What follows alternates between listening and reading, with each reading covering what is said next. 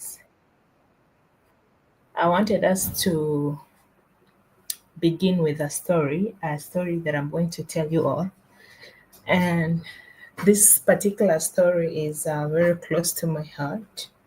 And it's not about a celebrity or a hero. It's about someone very ordinary, like any of us, and someone who has been able to go through life, and it has been a lesson for me ever since. So the character in my story, I will call her Grace, but her real name is not Grace. And this is a real story. It's not a fabricated story. I'll call her Grace for the purpose of this session. So Grace was one of those everyday people that everyone thought had it all together. She was very confident, very dependable, and full of plans. She worked with a very good organization. She supported her family. She had big dreams of starting a business someday, and everything seemed to be falling into place until suddenly it was not. One day, from funding challenges, the organization was not able to sustain her and, of course, some of the colleagues. And just like that, there was no salary, there was no savings, no form of security, and she lost her job. She told herself that, okay, this is only temporary, things will come back to normal. But weeks turned into months, and the applications applied up. She went head on, applied for jobs without replies, and the weight of all the responsibility that she was carrying from her family grew by the day because she needed to support them regardless. And the person she was having a relationship with back then, she thought this was somebody that would stand by her, support her, you know.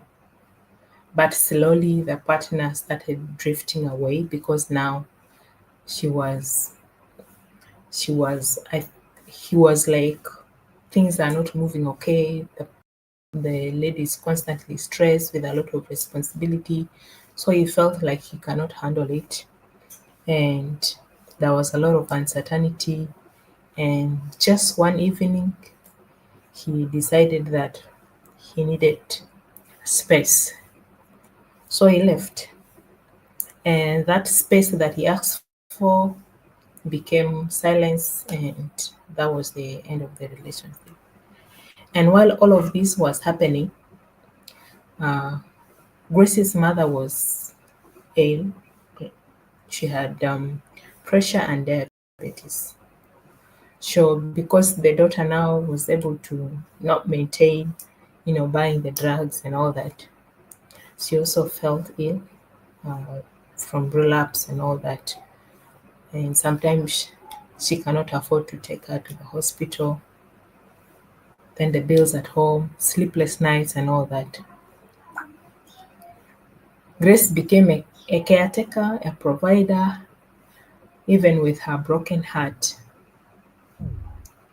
She tried to stay very strong, but inside her, she was falling apart.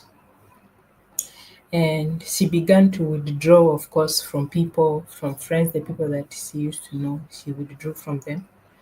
And she stopped responding to their calls, going out with her friends. And she spent long nights um, thinking about how her life is a mess and comparing it with those of other people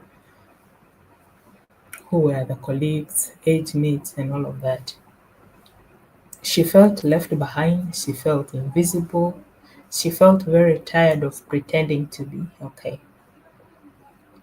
Sometimes, on some days, She numbed the pain with alcohol. She felt, okay, maybe when I get drunk, I'll not think about it. So she could take some alcohol. And other days, she will just distract herself just to escape her own thoughts.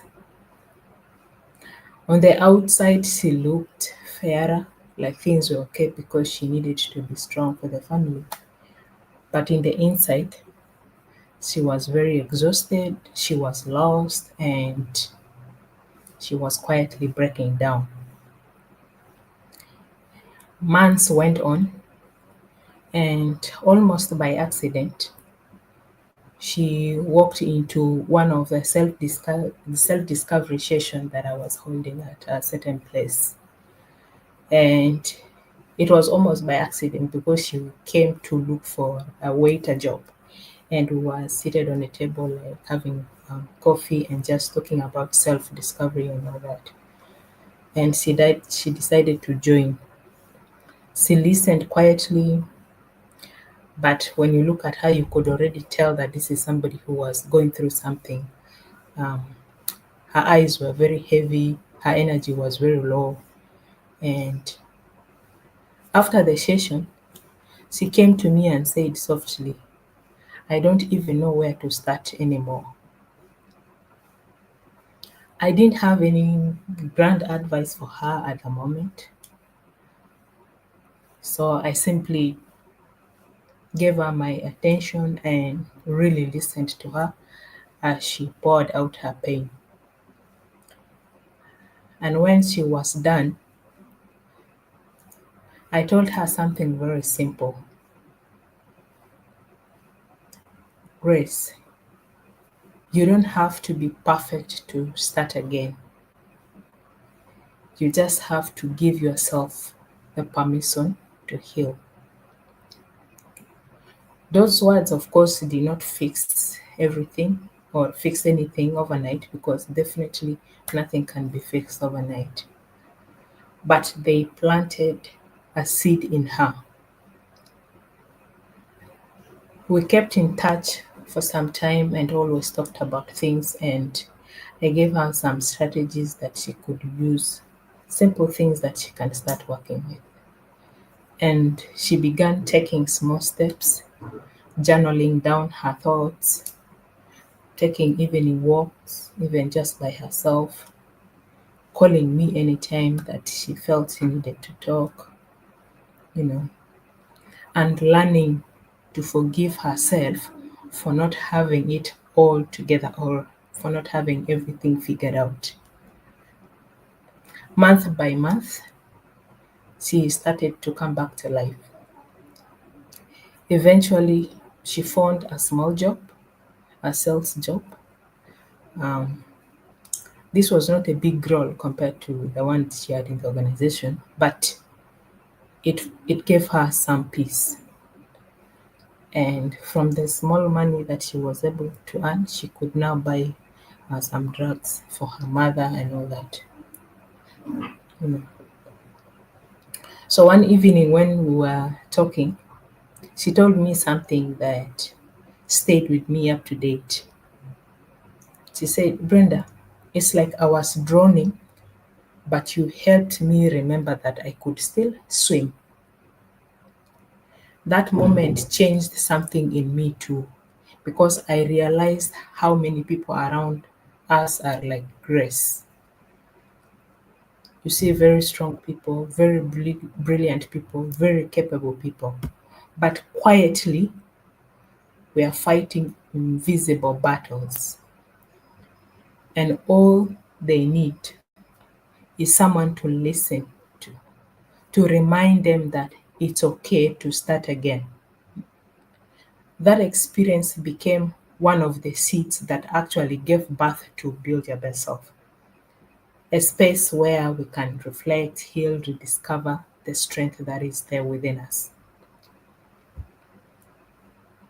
So, as we talk about personal resilience today, I wanted you to think about your own grace moment. Yeah, that season when life felt too heavy, but somehow you are still here, you're still standing, you get.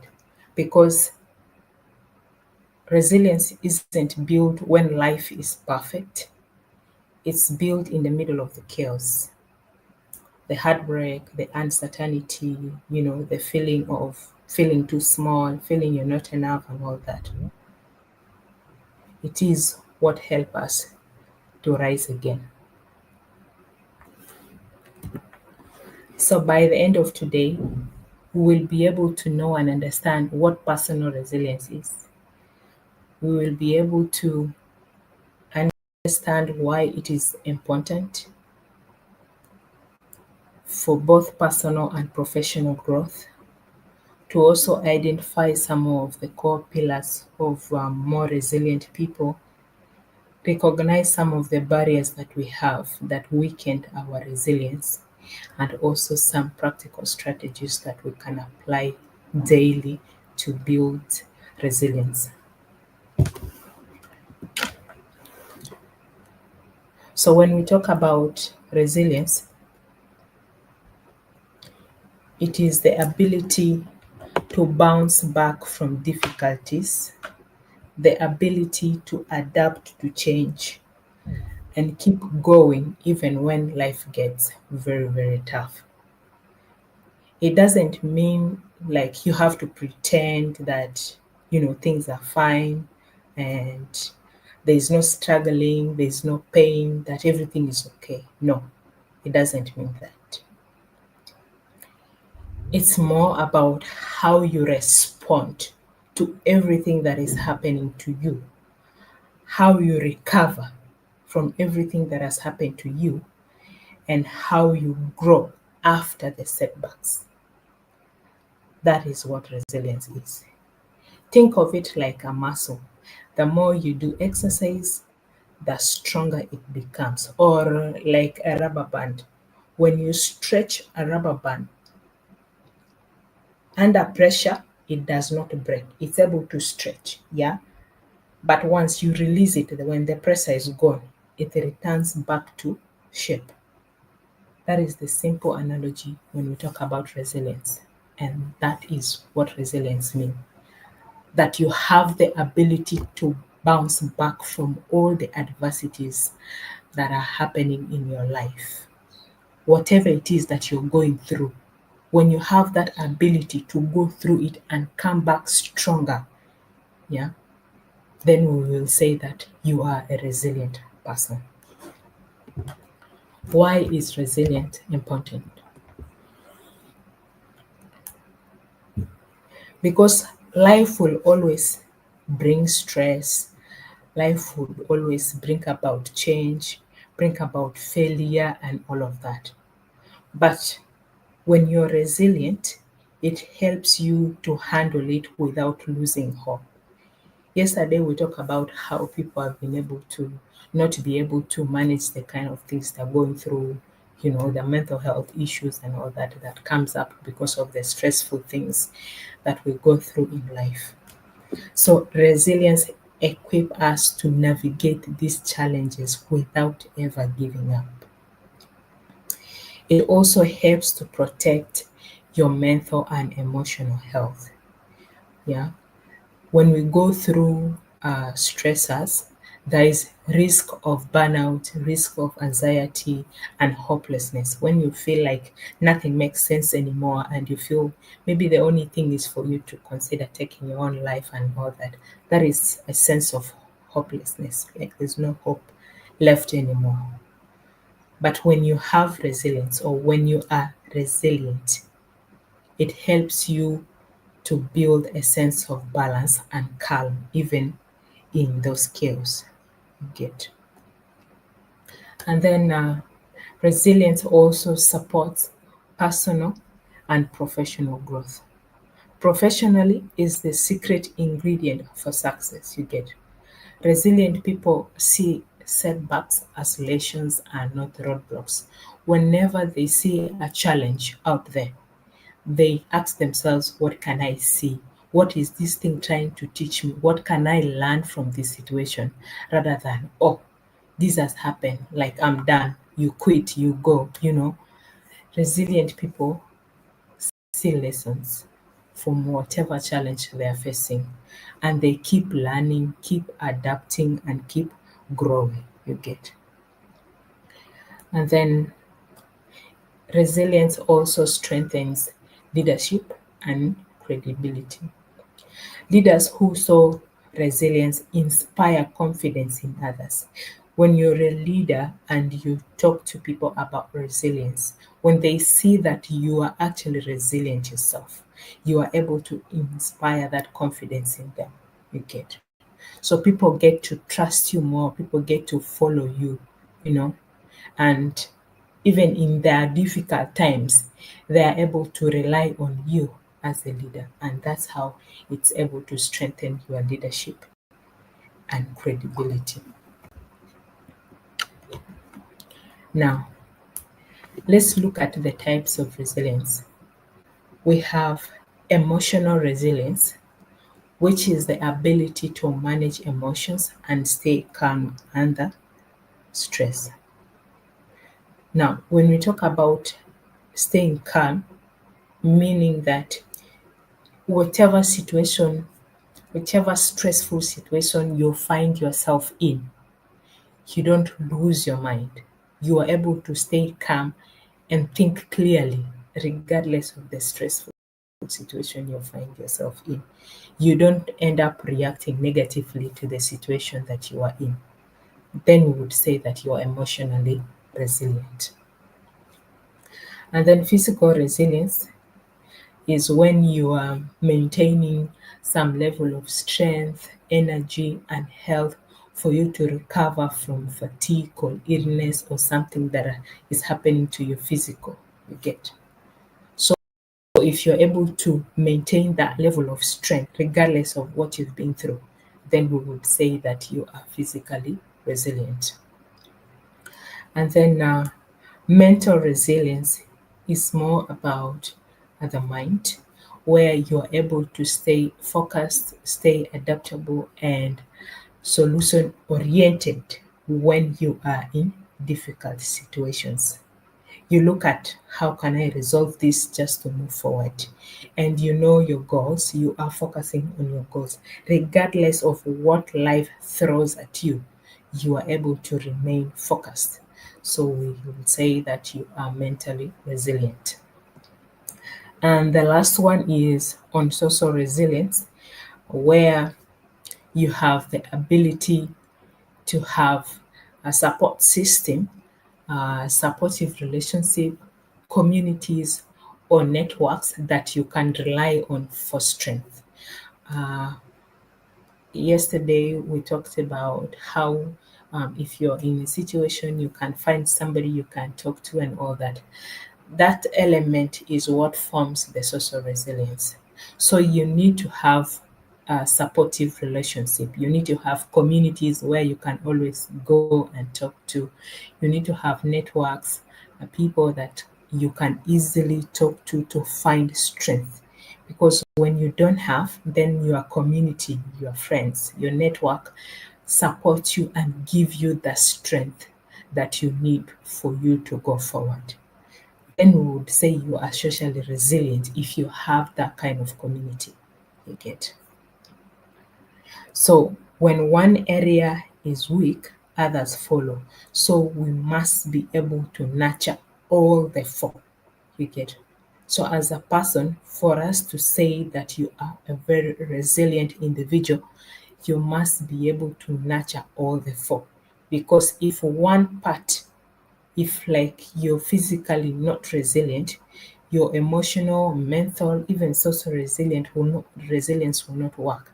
So you have to nurture all four of them at the same time. That way you are able to really, really be resilient, whichever circumstances that you find yourself in that is very challenging. Yes.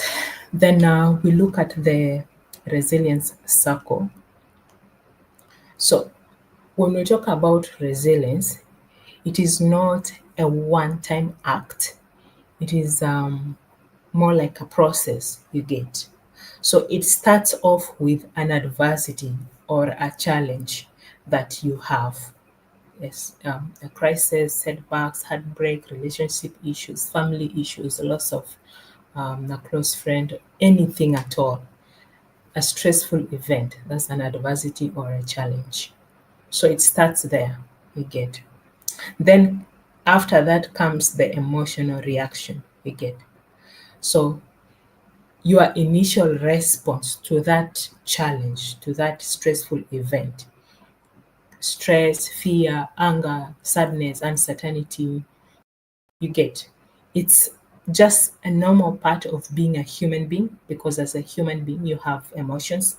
So, how you react to that stressful situation, that is the emotional reaction. And that is the second part when you look at the resilience circle. Then, what happened next depends on the coping strategies that you choose. Now, when you're reacting, of course, when your emotion is of stress, fear, anger, sadness, or anything at all, then what next is the strategy you are going to apply to cope up with that situation that you are in. You get. And normally, this is where all of us go the negative direction. You get. So when we're in this situation, now we start thinking about all the unhealthy coping strategies.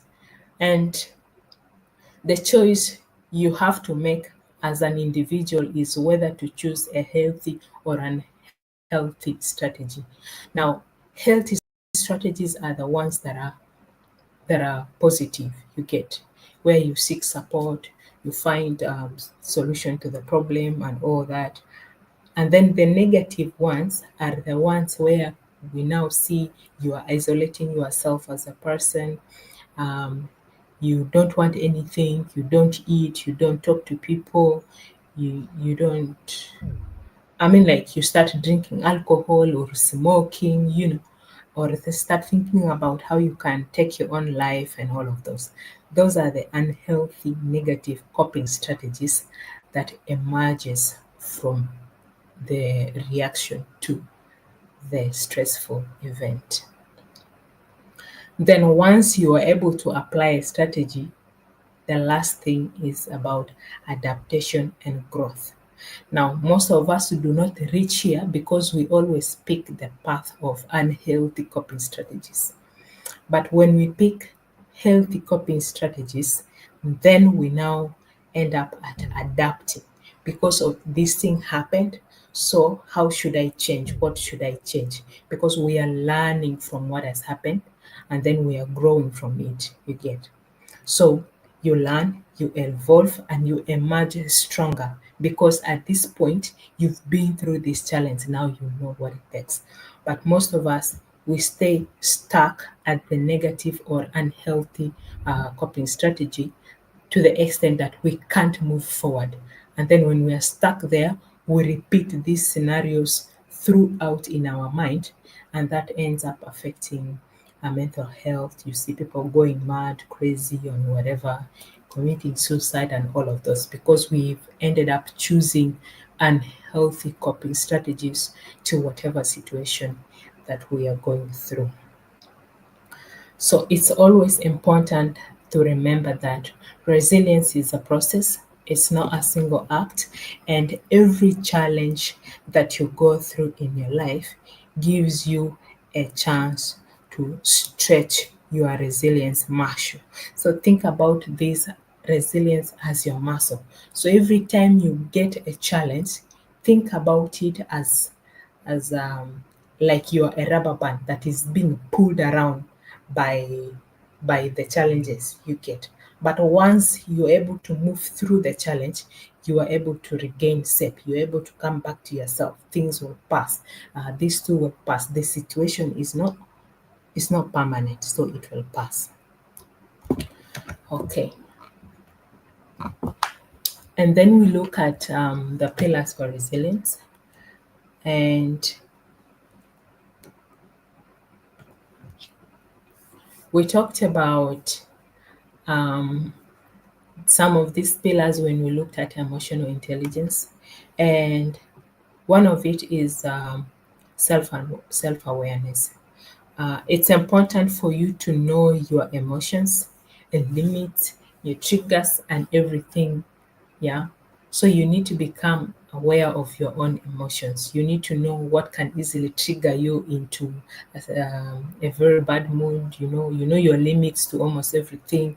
When you are self-aware, you are able to recognize when you are stressed and need to pause on some things or need to take a break at some point.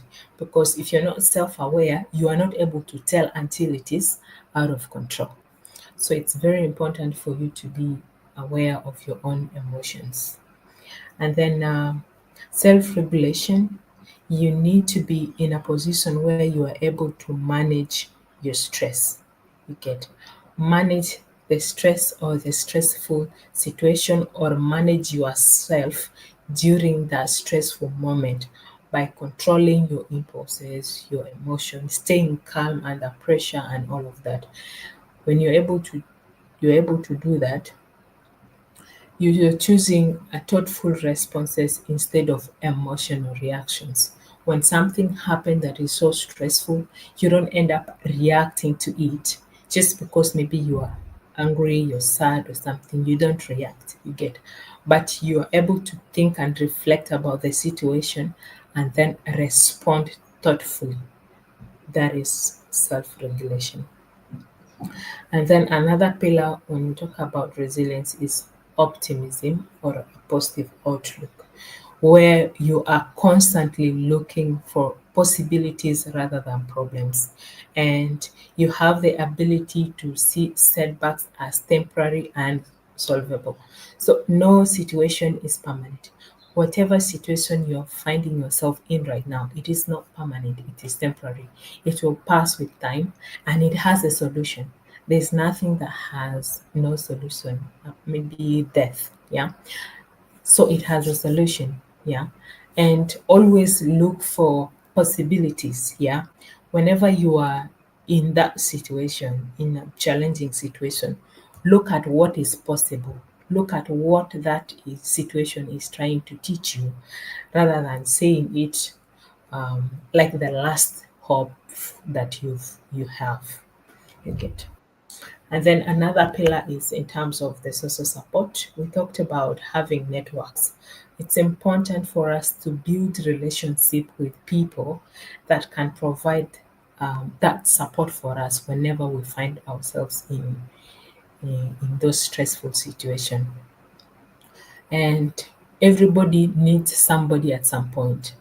When you are, we don't say that when you're resilient, you don't seek for help. You get. You seek for help and accept help when needed. When somebody offers to help you, you accept them, but you also ask for the help by yourself. So we work on building those supportive networks. Could be with friends, could be with families, with work colleagues, with mentors. Of course, you know what you're going to set out as boundaries when you're building some of these networks. So you don't go about building the relationship with just about everybody. You have to be careful how you choose these people, and they are also able to benefit from you, you're able to benefit from them, just so all of you are able to build some level of resilience for yourselves for personal growth. Then the last one is, yeah, in terms of purpose and meaning.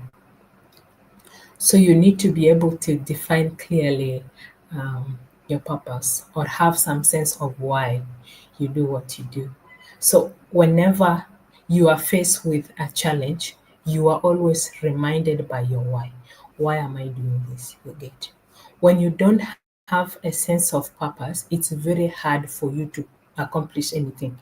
Even as slight a challenge or setback, you give up because you are not driven by your focus or a purpose. You get.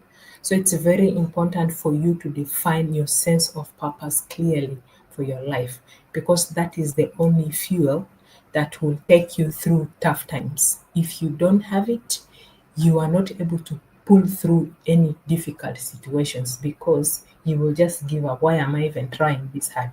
You're asking why you're trying so hard, but you should have defined why you needed to try so hard even before you started going through all of this. So it's very important for us to define our purpose as we go through life. So it's very important for us to reflect on all of these pillars and to just remind ourselves what feels strongest for you right now as we are talking, and which one of these pillars you need to work on, and all of those. Okay, so most times when we go through life, when we hear people talk about resilience, we say, oh, resilient people, they never struggle. Oh, resilient people, like, it means that you have to be so tough all the time. Eh, resilience is a trait that you're born with and all that you get. So we hear these myths all the time. But the truth is that there's nobody who doesn't struggle in their life. It's not there. But resilience is more about how you will respond to everything that you're going through and not avoiding the hardship. So we cannot say that resilient people never struggle. That's not true. Everyone struggles, yeah. But resilience is about how you respond and not you trying to avoid the situation. And then resilience is more about flexibility, more about self care and balance, and not hardness. You get. It doesn't mean that you have to be tough all the time. No, nobody can be tough all the time. You get. But whenever you're faced with that challenge, be flexible enough to change, to adapt, take care of yourself, and try and find that balance amidst the challenge. You get. And then also, resilience is not an inborn trait. Resilience can be learned, it can be developed, it can be strengthened. You get. So there is no one single person who is born just to be resilient, because these are just traits or skills that you can actually learn, develop, and even strengthen if you already know that you have some. Now, what weakens most of us is the negative self talk. So, most of us, we belittle ourselves a lot. We are constantly telling ourselves that, oh, I can't do this, or I'm a failure, oh, I'm not good enough, oh, I'm this, oh, I'm that. All those negative self talk. It takes away your confidence and prevents you from solving the problem that you are in. So let's avoid negative self talk. Don't talk to yourself negatively. That inner voice that is constantly telling you that you're not good enough, or you can't do this, or you will fail at it when you try, or they will laugh at you, or this. All those are negative self talk that are barrier to resilience. If you have those thoughts, you can't be resilient because it takes away your confidence. And when you don't have confidence, you can't do anything. You get. And then burnout and stress overload. When you don't have enough rest and you're always drained, your energy is down, it weakens your ability to cope. So you cannot work constantly without rest or joy. You're a human being and not some machine. Even machines need rest. Sometimes without telling you, they break down just to tell you that I'm tired, and even me, my own laptop sometimes tell me, oh, I'm just tired, because it starts hitting and it freezes at some point. Like, okay, you will know that this is now fatigue. You get. So any other thing, if machines can be tired, just think about you as a human being. you know so you have to remind yourself that whenever you're burned out, your energy is down. So it is very hard for you to cope up when anything happens to you, because you're already drained out because of fatigue. And then another barrier is the lack of support. When you're somebody who is isolated, when you don't have support system, it's very difficult for you to be resilient. Sometimes because You can't face everything alone without seeking help, you know. And being alone or isolation makes even harder or heavier for you to go through the challenge. So it's very good for you to have a support system. And then fear of change or failure. So some of us, we do not act because um, we fear change, we fear failure. Uh, so the only way is for us to avoid risking it, avoid trying anything, you get. And the moment we don't take risks, will limit our growth ability and also the ability to build resilience, because if you're not taking risks, you can't find opportunities anywhere. Everything in life is about risks, so avoiding it may rob you of the opportunities that will be out there that you can use for growth and also building resilience.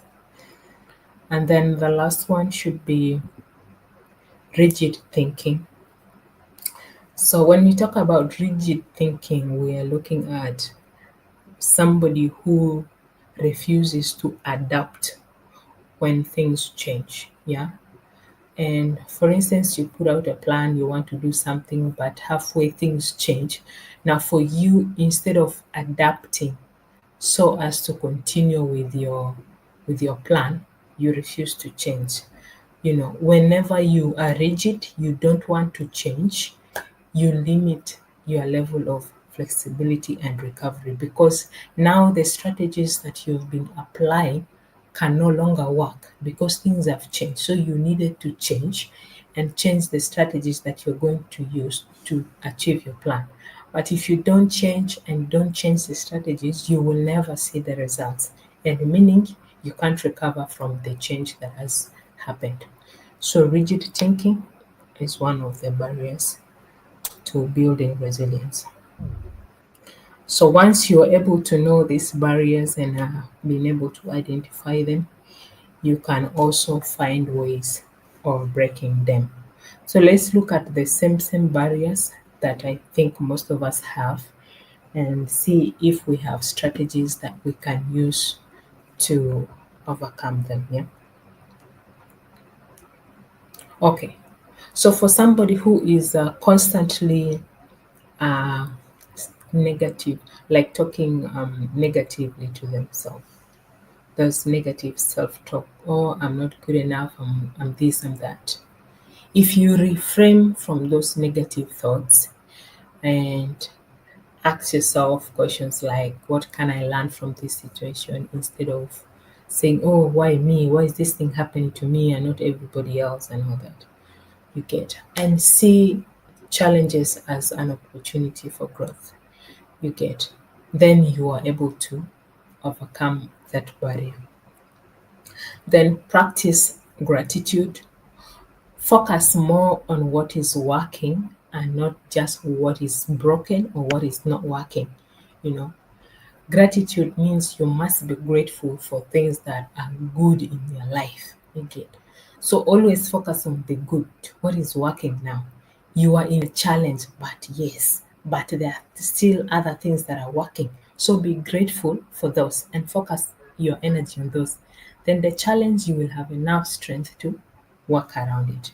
And keep a daily gratitude journal, or share with a friend. Talk about the 10 things I'm grateful for today. Share, write it down, whatever you need to do. So it helps you to break down the, the barrier. And then also strengthen your problem solving skills.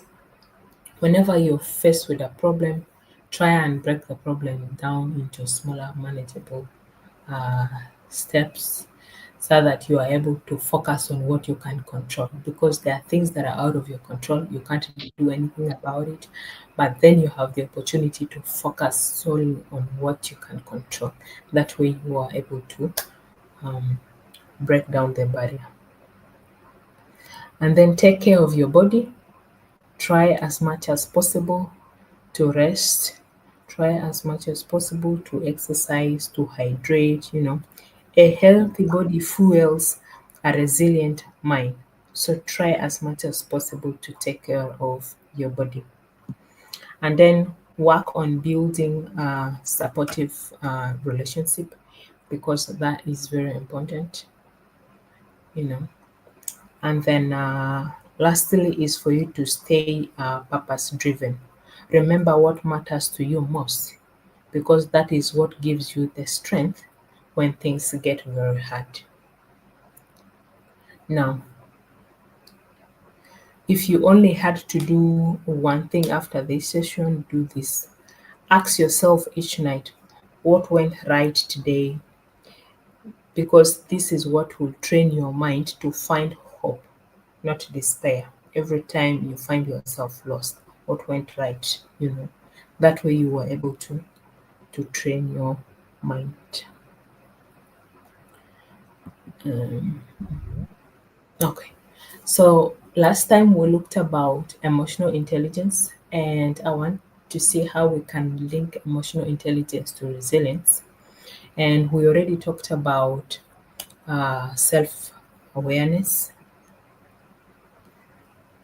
When I say resilience and emotional intelligence, look at them as friends. Yeah. When you know how to manage your own emotions, you are able to bounce back faster. You know, when you can empathize with others, you draw strength from that kind of connection. You know, when you are able to control yourself, stay calm in challenging situations, you avoid rushing, you react to things without thinking, and then when you set up a purpose for yourself, it gives you the hope, it gives you the drive to want to move forward even in setbacks. So you can see that when you look at all these elements of emotional intelligence, you can see how resilience is able to play along through the different elements when it comes to emotional intelligence. So as your emotional intelligence to recognize your stress signals very early. I mean, like you use your emotional intelligence, yeah, to recognize your stress signals very early. Stay calm when you're under pressure. Do not react to circumstances. And then keep motivated despite setbacks. Always remember or remind yourself the purpose that you have. And then build empathy and meaningful relationship, because you can only do that. You can only have that social connections or support system when you are empathetic. And the higher your emotional intelligence, the stronger your level of resilience. Yeah. So yeah, we talked about that. So some quick practical tools here that we can use. Talk about the pause technique, where you stop, breathe, and think before reacting to things.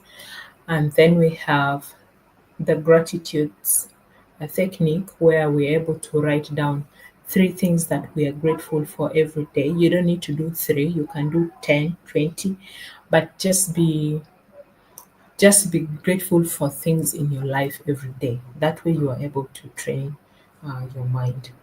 And then support mapping, identify people that you can learn and you can lean on during stressful situations. Yeah. Not everybody, but just people. That's why we call it mapping, because you have to identify these people from your already existing network and to be sure that these are people that you can easily lean on, and they are people who can give you support whenever you find yourself in a stressful situation. And energy check can also work. Ask yourself, what is draining me? What is fueling me? What is draining you are things that take away your energy. And if you're able to know them, then you are able to put in place strategies that you can use to overcome them. And what is fueling you are things you can focus your energy on, because these are your drivers. And the moment they're in place, it keeps you going. regardless of the situation or the circumstance that you find yourself in. And from the problem solving lens, always focus on what you can control instead of what you can't. Because then if you're able to focus on what you can't, it drains your energy. It tells you that it's impossible. But there's always a part of that problem that you can solve now and deal with it.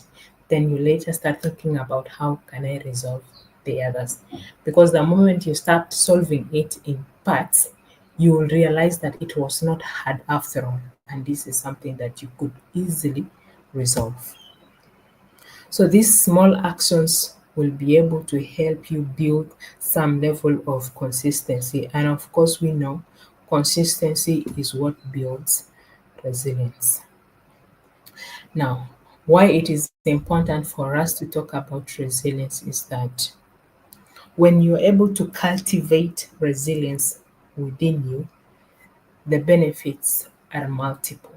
We can't even get enough of the benefits. You are able to maintain better mental health and emotional health. We talked about mental health issues yesterday. You are able to have very good relationship, stronger bonds that are more stable. You know, you grow professionally because you adapt faster. You get, and problem solving are some of the top skills that employers look out for, including resilience itself. And then you feel more fulfilled and more confident, when you are resilient, when you're able to come out of situations, of stressful situations. And most importantly, you become a source of strength for others, becoming a role model, supporting other people to also build resilience and come out of the situations they find themselves in. Now, let's recap everything, right? Key takeaways. So, resilience is the ability for you to bounce back from the stressful situation that you find yourself in. It's not you trying to avoid the challenge, but recovering from it, adapting from it, and growing even stronger from the challenge or the stressful situation that you find yourself in. And resilience builds on 5 pillars. That is self awareness, self regulation, optimism, social support, and purpose. And barriers like fear, burnout, and negative self talk awaken it. You get. And you can build it daily through practicing gratification, reframing from those negative self talk, building connection with other people, and also self care. Resilient people don't avoid the storms, they learn how to dance in the rain. Yeah. Resilience is not about never falling, it's about rising every single time you do. It's about being gentle with yourself when life is sure harsh to you. Everyone here has already proven that they are very resilient.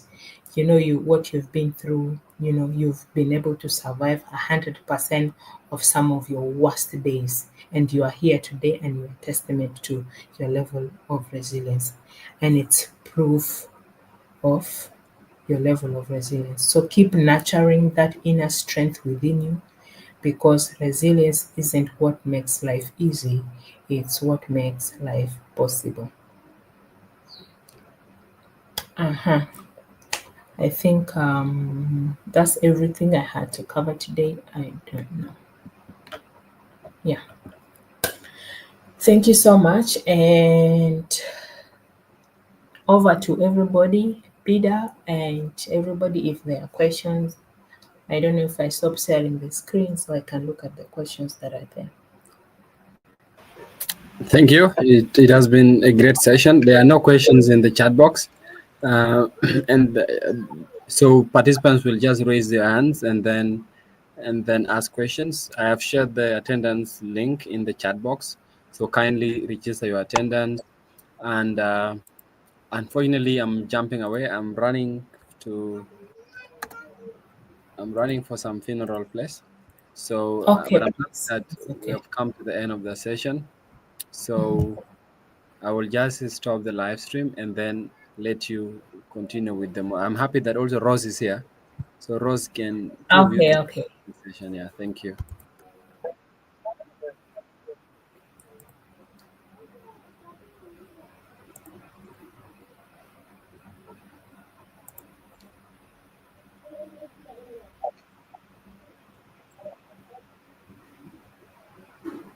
Maale Mark, your hands up.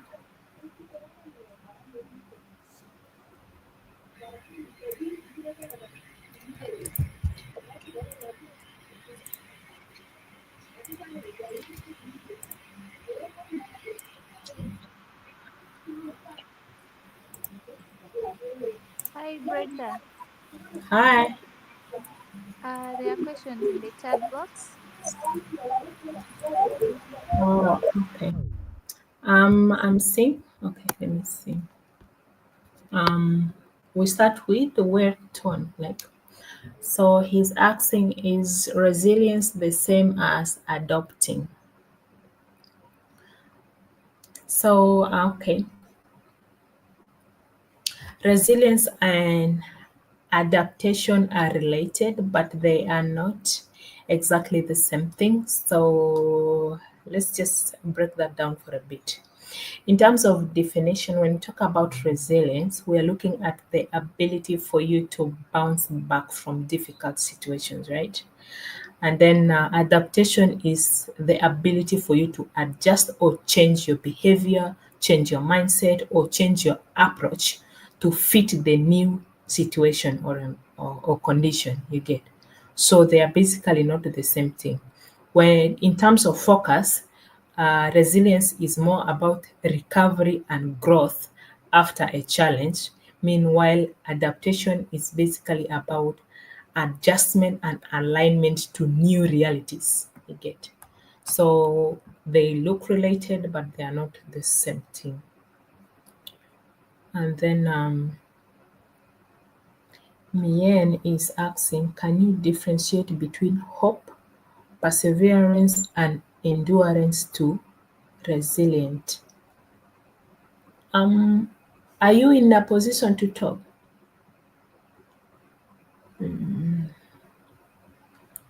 Okay, let's just say these four concepts, when you talk about hope, perseverance, endurance, and resilience, they are closely connected, but they each play different role in how we face and overcome challenges. And when you talk about hope, is the belief that things can get better when they are not. You get when things are not okay, but you believe that things can get better, that is hope. You get. And how it relates to resilience is that it fuels your resilience. Without hope, there is no reason for you to try anything again. You get. So hope is what fuels your resilience. For instance, you lose a job but believe that another opportunity will come. You get. That belief gives you the energy to keep applying for jobs. You get. That is the relationship. And then when we talk about perseverance, it's more about commitment to keep trying despite obstacles or repeated failure. For instance, you failed severally, but you keep trying. That is perseverance. And perseverance is the action side of resilience. You get. It's how you keep pushing through. So you failed, like you invited for interviews, you failed several times, but you keep improving your CV, you keep showing up every time somebody invites you for an interview, you still keep going and all that. So that is perseverance you get. And then endurance is more about the capacity to bear pain or stress or hardship for a long time without giving up. Endurance is the strength that sustains resilience. It's what allows you to stay on the same course even when you are very tired. That is what endurance is. I think that's That's everything, yeah? Which other question? Okay, thank you. And then somebody is asking, how is resilience different from simply being strong or tough? This is Bamo guy. Okay,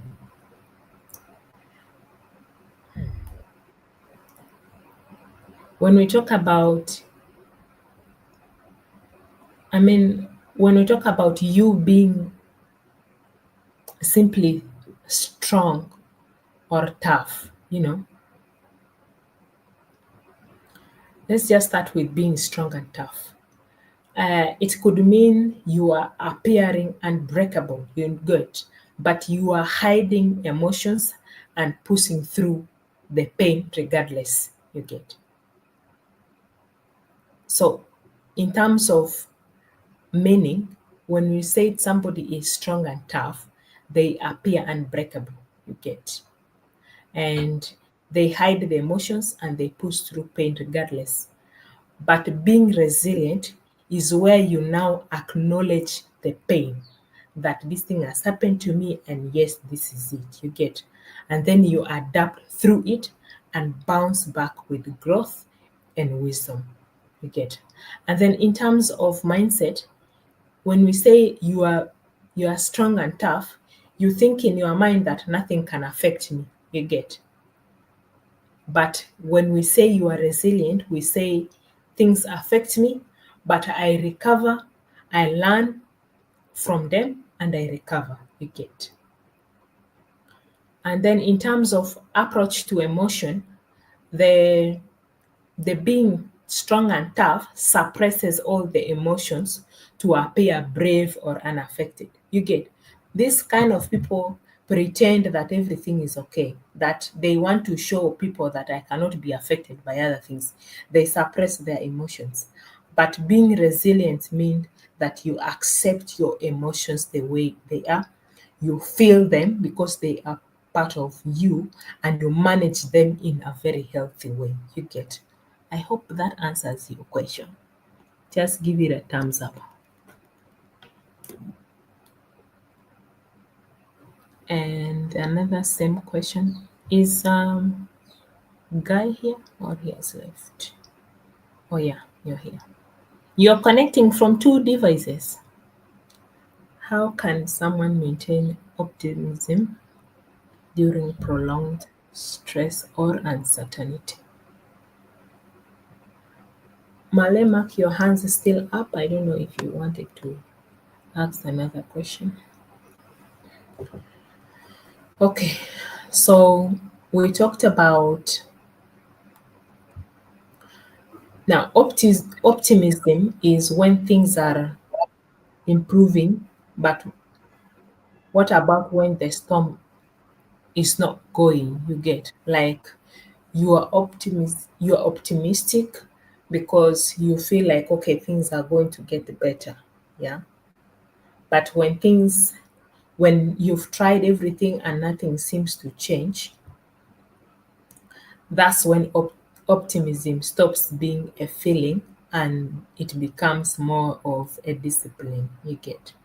And some of the ways through which you can be able to sustain your level of optimism even under prolonged stress or situations of uncertainty is when you focus on what you can control. Like I've mentioned before, you can't control everything. When life feels uncertain, shrink your focus. You may not control the outcome, but you can control the effort, the attitude, and the self care so that you're able to concentrate on the small wins to be able to restore your power. And then we talked about practicing gratification. We talked about staying connected to people who can help you throughout this prolonged stress, and anchor to purpose, yeah, not progress. When results take time, reconnect with your why. Why am I doing this particular thing? Why did I start it to begin with? Who are you doing this thing for? You get. So the purpose keeps you grounded when progress feels very slow, when there's uncertainty, when there's a prolonged stressful situation. And then also allow yourself time to rest and reset. You get, and you can't stay optimistic on an empty tank, because your body needs rest. And rest is not quitting, it's a strategy. And it's simply for you to step back, breathe, journal, walk, pray, whatever that fuels your energy, you get. So allow yourself time to rest. Think about Grace's story, and her level of optimism didn't mean she was always happy. You get, it meant that even after so many disappointments, she kept believing that her story wasn't over yet. And that quiet belief became her fuel and eventually became her comeback. I hope that answers both your questions. Yes, okay. Okay.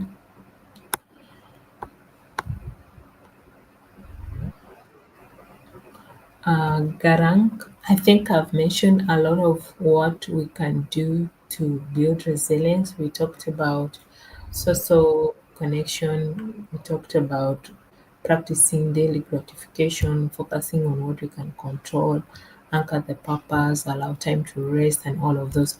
Those are the strategies that you can use to build resilience as a person.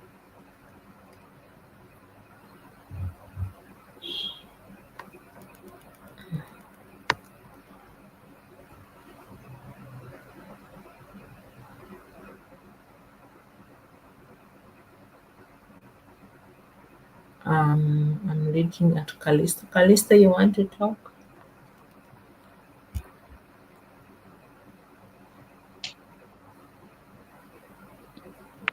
I have posted my question. Yeah, I was trying to read it. That's why it's taking a bit longer.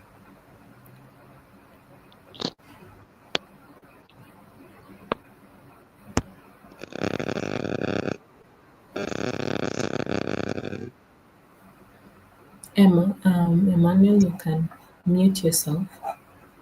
Callisto, just like every other question up there, um, loss of someone, loss of someone is one of those stressful situations that we go through in life. Like I mentioned before, and sometimes you feel like this is the end of everything and you don't want to come back. And look at the resilience circle that we already looked at, you get. And the loss is the adversity that you've gone through, you know. And the next thing is your emotions. How are you reacting to that situation? And whenever you are able to figure out your emotions, then you need to define the coping strategies. And if you are able to define positive coping strategies, not the negative ones, not the unhealthy ones, I mean healthy coping strategies, then you will be able to come out of this. And we looked at some of the strategies that you can use, you get. And it's always good to remember that loss of somebody is one of the most difficult pains that as human beings we can never come to terms with, you get. And think about this. We said that in every situation, let's look at the positive outlook. How did this person die? Were they sick? What were they going through? Maybe it is better if they are not here, living happily over there than here. Imagine somebody who has been struggling with a health issue. You get, you can basically focus on thinking that now at least they're at peace. They don't get to suffer anymore. You get. So it's very important to always focus on the positive outlook and don't ignore the emotions. Loss of somebody is a very painful emotion and don't ignore it. That's why when we talk about resilience, we are talking about the fact that you accept your emotions and then define strategies through which you are able to manage these emotions. Yeah, don't pick unhealthy strategies. Like, or you also feel like now you want to take your own life because you've lost somebody. That is a very unhealthy and negative strategy for you to use. Think about all the good things that you still have to offer to everybody that is left behind. Think about the legacy that you want to continue for this person. Think about all this. Think about what that other person will want for you. You get, if you've lost your brother, think about what he would want for you. Would he want you to get lost because he passed on? What would he want for you? Let that be the reason for you to want to move forward, for you to live on. Let it become your purpose. Let it fuel you to go forward, right? I hope that is okay.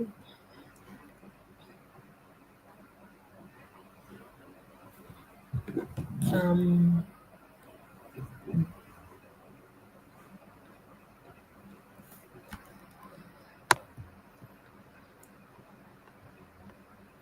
what habits or routines support my mental and emotional resilience?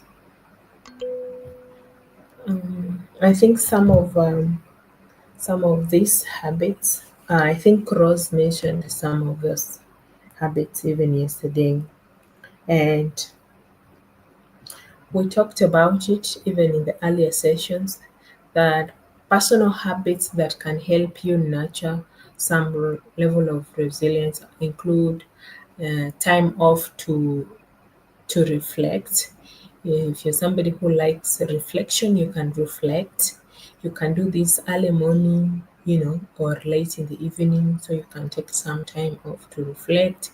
You can journal. If you're somebody who likes writing, journal down your thoughts and also gratitudes. Write down whatever is on your mind. Not just the good, but also the bad things. Just write them down. You get, yeah. And then set boundaries and saying no when needed. Whenever you're able to define your boundaries clearly, it can help you also to nurture some level of resilience. And then some evening walks, nature walks. I know some of these places might not be in South Sudan, but it's good to have to just go in nature. You walk maybe on the beach and in a plant forest, whatever, where you can easily just align with nature. And talking and listening, don't isolate yourself. Reach out to somebody that you can trust and talk to. You get, and end your day with a check-in. You get, and those are some of the things you can do. Of course, other habits that you can easily develop are practicing mindful breathing. You can create a routine that you can control, sleep well, eat well, you know, feed your mind with positive thoughts and serve or help others. You get, acts of kindness restore perspective and remind you that you still have something valuable to offer. So that is very important.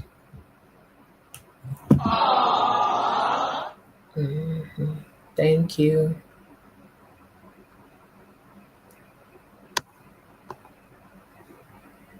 And Malay Mark is asking, how can I tell whether these activities are exhausting or frustrating me? I think you can already tell that from your emotions you get. That's why we talked about self-awareness. Self-awareness is very important.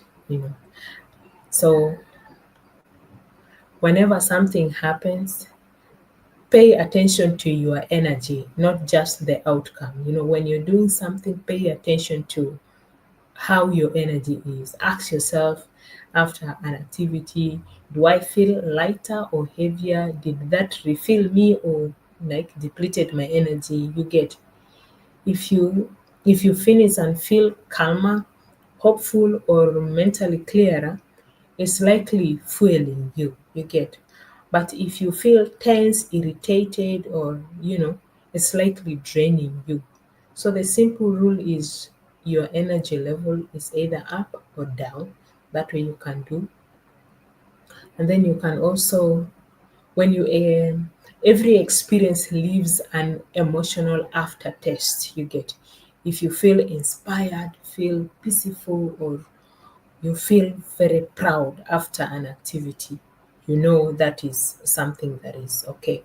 But if you feel anxious, guilty, or resentful, or you are questioning, why did I even think about doing this, you get, you already know that this is something that is frustrating or irritating you, and is an activity that you don't want to do. And then listen to your body signals. Our body has a way of communicating. Your body speaks before your mind even catches up with whatever is going on. So if you are constantly feeling tired, tense, soldiers, headaches, or dread an activity that once excited you, that's your body saying that you need rest or change, that you're not interested in doing that activity again. And check your motivation level. Ask, why am I doing this? Is it out of joy or alignment, or out of guilt, out of obligation, or fear of disappointing others?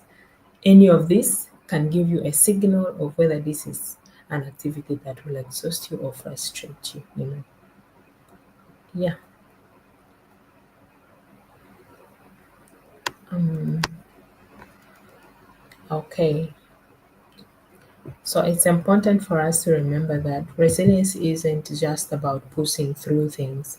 It's about knowing when to pause, knowing when to protect your peace, and the things that are truly good for you will stretch you and not strangle you. Any other questions?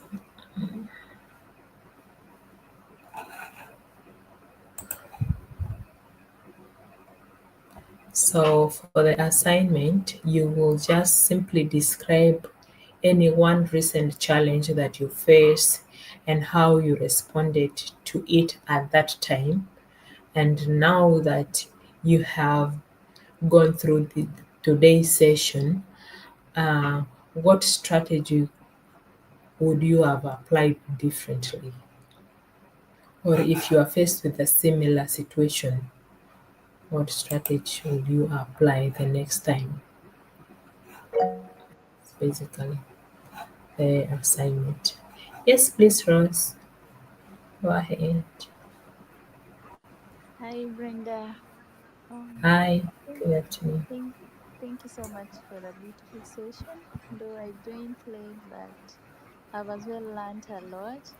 Um, Something is telling me to to tell the fellows about something that has really helped me.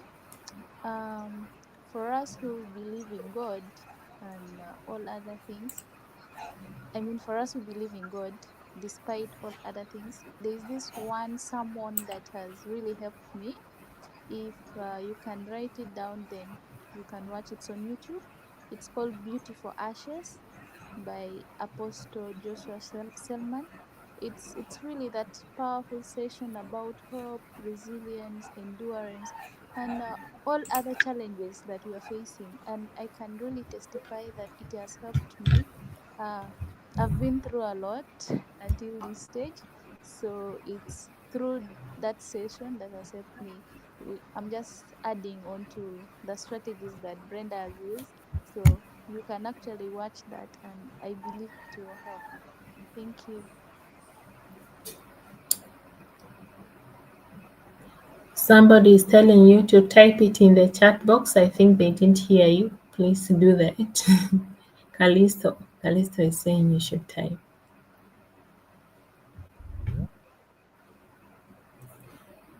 Anybody still having a question?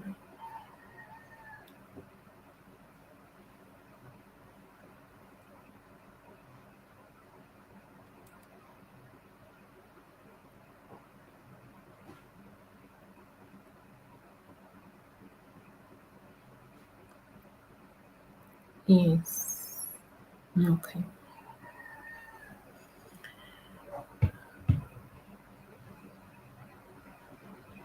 Anybody has a story they like to share on adversities, how they've been able to overcome, just so can inspire other people. I know it's very difficult to talk, open up, but just share things you are comfortable sharing if you have. Otherwise, it's almost 3:30. If we don't have any inputs, questions, comments, then we can end the session, right?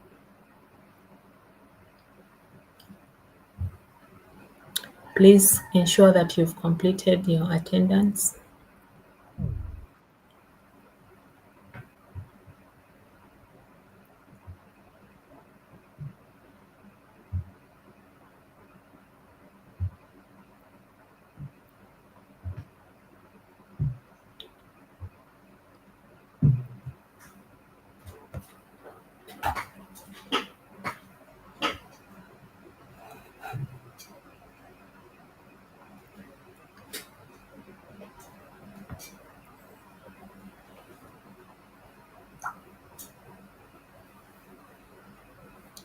I think we're through. Nobody has a story to share. Nobody has any questions. Nobody has any comments. Uh-huh. Emmanuel, you'd like to share something?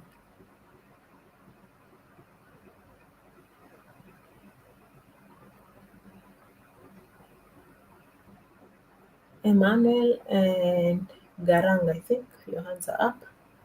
Would you like to share something?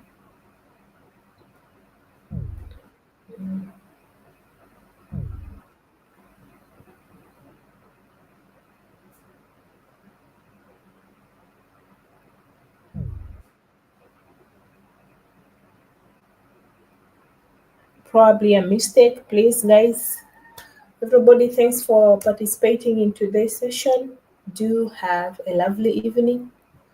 You will find the assignments and the slides in the Google Classroom. Thank you so much, everybody. Enjoy your evening.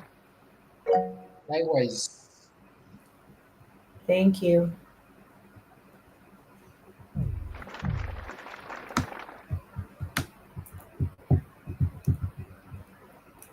Thank you.